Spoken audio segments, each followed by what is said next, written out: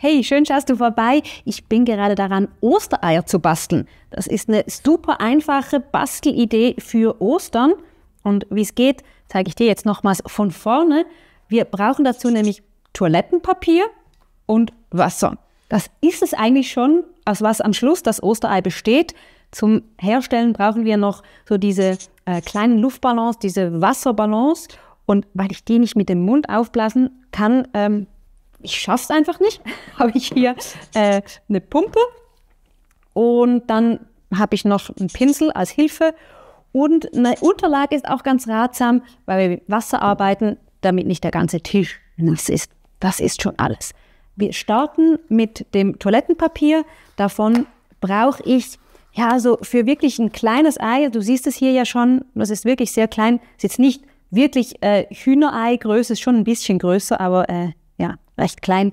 Da brauche ich so etwa 6 Blatt. Nimm lieber ein bisschen was mehr als zu wenig, damit es wirklich hält. Ich habe hier 3-lagiges Recyclingpapier und reiße mir das in kleinere Stücke, damit ich das besser anbringen kann. So, nun nehme ich mir einen Ballon und wirklich, ich schaffe es nicht und deshalb nehme ich mir einfach so eine uralte Luftmatratzenpumpe, aber die tut's absolut. Blas hinaus.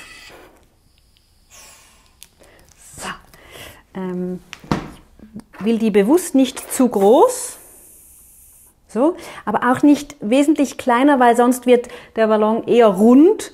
Also kugelrund und ich möchte ja schon so dieses ovale Eiförmige haben.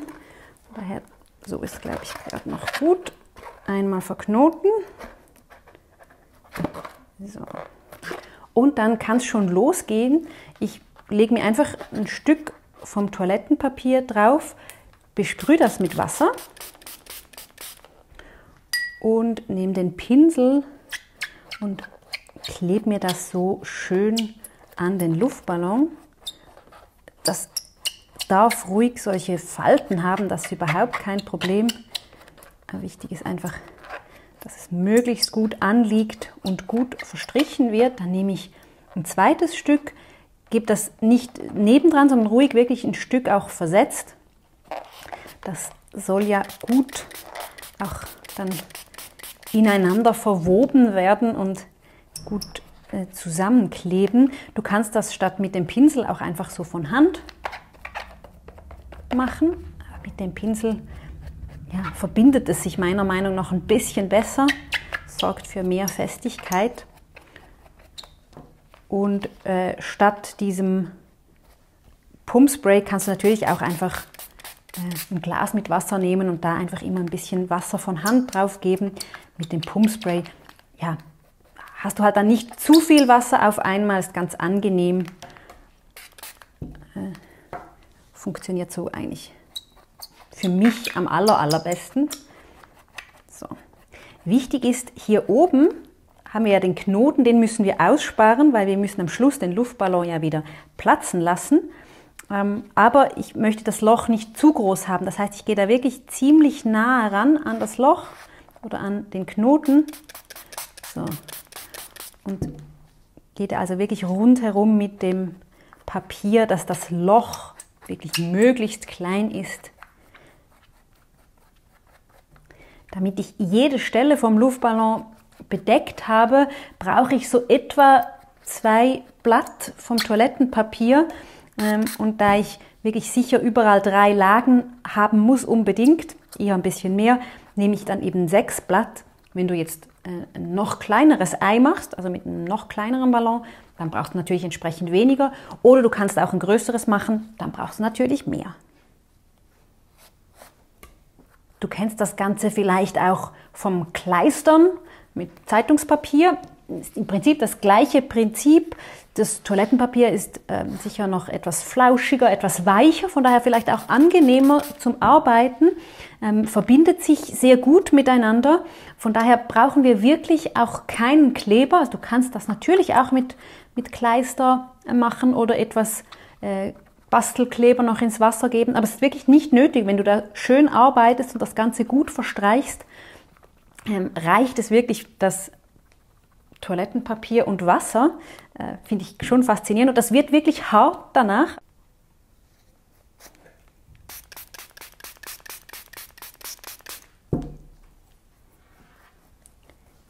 So, letztes Blatt. Perfekt.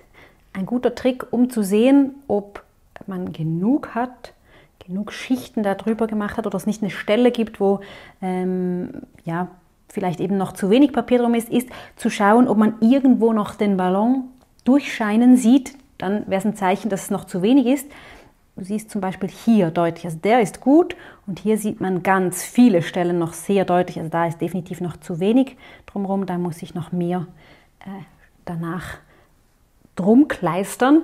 Der ist jetzt aber bereit, um zu trocknen. Ich gebe den gerne so auf ein Glas und der braucht jetzt so etwa 12 bis 24 Stunden, also je größer und je dicker du es machst, desto länger braucht. Also wenn du 24 Stunden Zeit hast, ist das sicher nicht verkehrt, es so lange zu lassen und von Zeit zu Zeit einfach so umdrehen, dass es wirklich von allen Seiten gut trocknet und dann können wir damit weiterfahren. Was du allerdings auch machen kannst, wenn du das Ganze bemalen möchtest oder in einer anderen Farbe als der Toilettenpapierfarbe haben möchtest, dann könntest du es direkt jetzt schon weiter bearbeiten. Du kannst da sehr gut zum Beispiel mit Krepppapier oder Seidenpapier oder auch mit einer farbigen Serviette die äußerste Schicht machen. Dann hast du das direkt schon gefärbt in der Farbe, die du dir wünschst. Das habe ich schon mal gemacht in unserem großen Osternest aus Toilettenpapier Video. Das ist schon eine Weile her, ein paar Jahre. Da haben wir eigentlich nach dem gleichen Prinzip Osternester gemacht, auch mit solchen Luftballons, aber einfach größer. Und da haben wir dann ein Loch rausgeschnitten und wirklich ein Nest mit Schokoeier und so weiter reingetan. Und da zeige ich dir, wie es geht mit Serviette draußen. Wenn dich das interessiert, unter dem i findest du das verlinkte Video. Und was ich dir aber heute zeigen möchte, statt das Ganze eben zu bekleben mit etwas, das schon farbig ist, können wir es natürlich auch anmalen. Und wenn wir Wasserfarbe verwenden, dann machen wir das am besten auch jetzt, also solange das Ganze noch nass ist, weil wenn wir es trocknen lassen und erst dann bemalen, dann kann es beim Bemalen wieder instabil werden, weil es eben wieder feucht wird. Von daher rate ich dir, Wasserfarbenkasten zur Hand nehmen und dann direkt loslegen.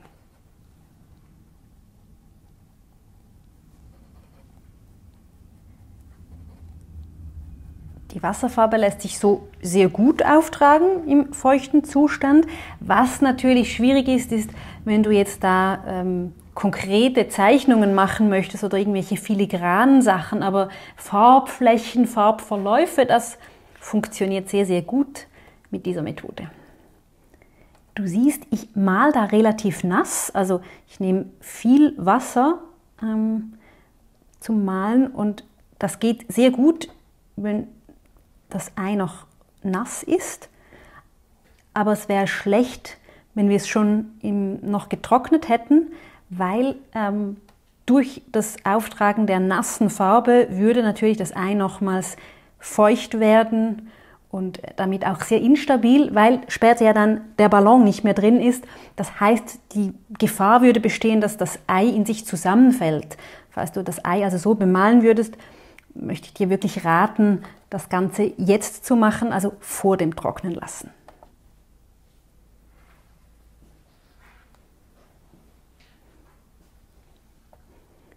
So, also dieses Ei ist jetzt definitiv noch feuchter als das andere. Das heißt, hier braucht es eher ein bisschen mehr Trocknungszeit. Also da würde ich lieber gerade schon mal 24 Stunden als Richtzeit denken, damit das ganz gut trocknet, bevor wir es dann aufstechen können. Und es wird noch besser, wenn wir aus dem Osterei ein Überraschungsei machen. Stell dir vor, am Osterbrunch, jeder hat sein Ei und kann dies aufmachen und findet darin ein Schokoei. Genau das wollen wir jetzt versuchen und dabei machst du es dir einfacher, wenn du einen dünnen Luftballon verwendest. Diese Luftballons, die wir vorher schon verwendet haben, die sind relativ dick. Ich hatte aber auch schon mal welche gekauft, die so wesentlich dünner sind. Du siehst das, glaube ich, sehr gut am Material. Damit wird es einfacher, denn wir müssen nun das da reinbringen und also man muss es so machen, dass man da quasi mit den Fingern und dann da den Ballon, das Schokoei da so reinbringt. Und das ist unglaublich schwierig. Ich habe es einmal geschafft mit vielleicht 5 Versuchen und ganz viel Nerven, aber damit ist es definitiv einfacher, weil man das einfach einfacher auseinanderziehen kann. Du siehst, da ist die Öffnung gerade schon sehr viel größer von Anfang an. Ist immer noch ein bisschen niffelig, aber das sollte natürlich nicht passieren. Also ich brauche den nächsten Ballon. Nächster Versuch.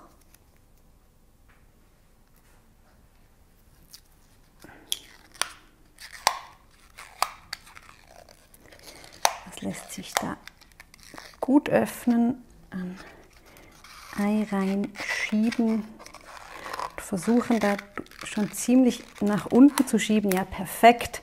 So ist das Ei schon mal drin und dann geht es nur noch ans Aufpusten.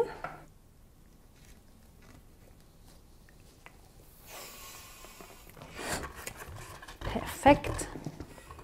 Diese dünnen gehen übrigens auch besser mit dem Mund, um aufzupusten. So. Ich lasse jetzt hier auch wieder Luft raus. Ich möchte ja auch da ein kleines Ei haben.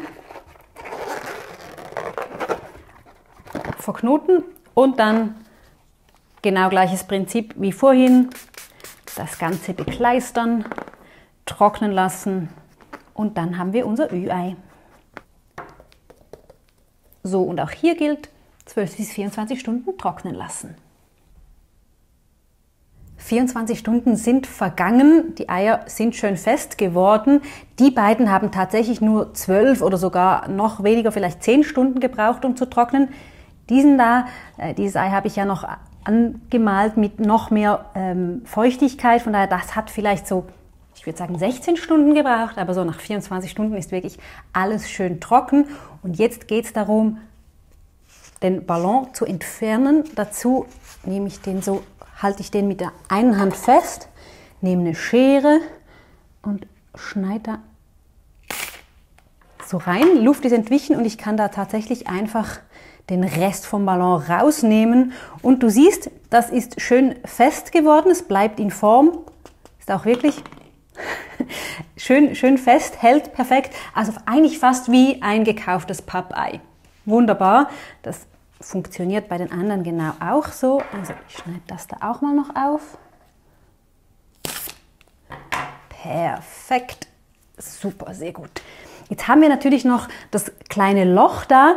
Wenn dich das stört, könnte man das noch zumachen. Hier müsste man natürlich schauen, dass es dann wieder gelb ist. Also hier lasse ich es jetzt so. Wenn du das wirklich noch schön verschließen möchtest, dann würde ich dir raten, einfach auch nochmals ein bisschen Toilettenpapier zu nehmen. Wahrscheinlich noch ein bisschen kleinere Stücke daraus nehmen, weil wir ja da wirklich nur noch oben brauchen. Vielleicht reicht das sogar schon so. Ich gebe das da also auch wieder wie gehabt da oben drauf. Sprühe nochmals etwas Wasser drauf und verbinde das wieder schön mit dem Untergrund. Aber je mehr Feuchtigkeit ich drauf gebe, desto instabiler wird das Ganze auch. Also es ist tricky und nicht ganz einfach, damit es nicht am Schluss dann der obere Teil wegfällt. Alternativ dazu könntest du natürlich auch ein bisschen was vom Toilettenpapier zerknüllen und dann quasi so das Loch stopfen. Wobei dieses Loch ist jetzt wirklich so klein, also da würde ich davon absehen und das so lassen. Das sieht ja fast schon aus wie einfach ein ausgeblasenes Ei. Das hat ja dann auch ein kleines Loch. So. Gut, und nun kommt es natürlich darauf an, wie du es verwenden möchtest. Was zum Beispiel sehr gut passt, ist so ein Eierbecher. Ist natürlich größer als das Hühnerei, aber sieht so definitiv auch schön aus. So kann man es drapieren oder ihn natürlich ins Osternest setzen, da passt es auch. Du könntest aber es sogar so hinstellen, dass es quasi von alleine hält. Im Moment geht das noch nicht, aber wenn wir jetzt hier unten einfach nochmals ein bisschen Wasser drauf geben. Dann wird es unten wieder instabil. Ich brauche noch ein bisschen mehr. So, dann kann ich das unten nämlich flach drücken, so einen kleinen Boden machen. Ich glaube, das sieht man so ganz gut. Und dann hinstellen und das Ei steht. So, und nun zu unserem Überraschungsei. Auch hier müssen wir natürlich zuerst einmal